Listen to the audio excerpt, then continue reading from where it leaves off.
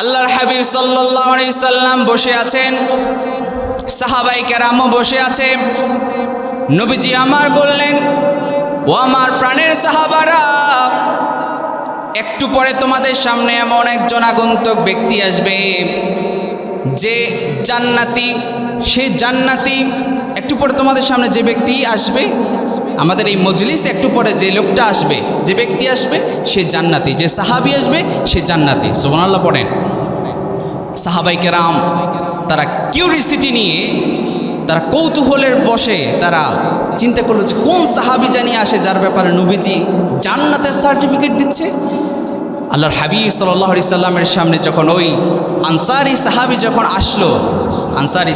যখন আসলো, তখন সবার তো একটা ধারণা ছিল, হয়তো সিনিয়র সাহাবী যারা ওমর রাদিয়াল্লাহু তাআলা আনহু, আবু বকর রাদিয়াল্লাহু তাআলা আনহু, হয়তো ওনারা আসার কথা, তাদের ভাবনা ছিল এমন।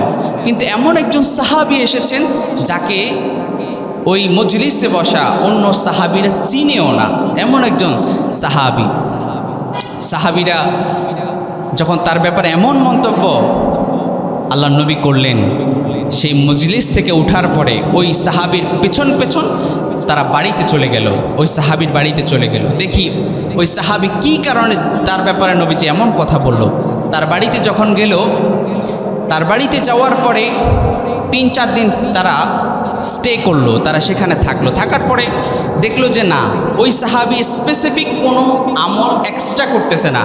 অর্থাৎ আমরা যেভাবে 5 ওয়াক্ত নামাজ পড়ছি, সেও নামাজ পড়ছে, রমজান মাসে রোজা, সে রোজা রাখছে, কিন্তু স্পেসিফিক তার কোনো আমল নাই।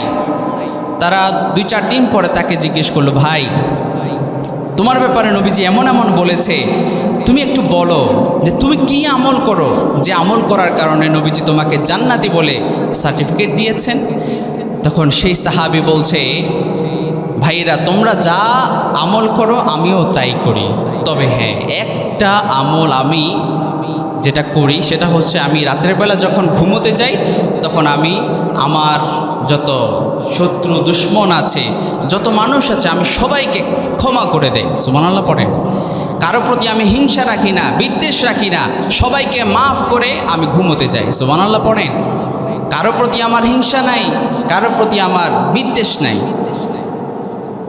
হিংসা বিদ্বেষ এই অবস্থায় আপনি আল্লাহর জান্নাত আশা করেন? প্রিয় ভাইয়েরা,